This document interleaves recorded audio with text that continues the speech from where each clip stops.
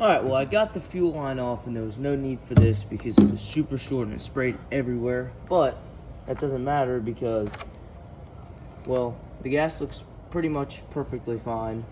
I mean, I don't see anything that's wrong with it. So, could just have been old gas sitting in the carburetor. So let's go ahead and pull the carburetor apart.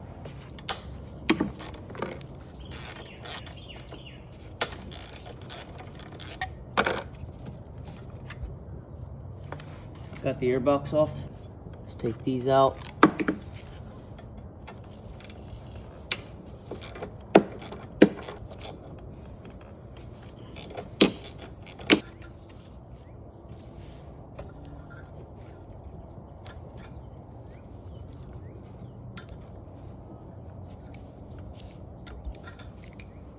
Alright, I got the carburetor off. Let's go bring it to the bench.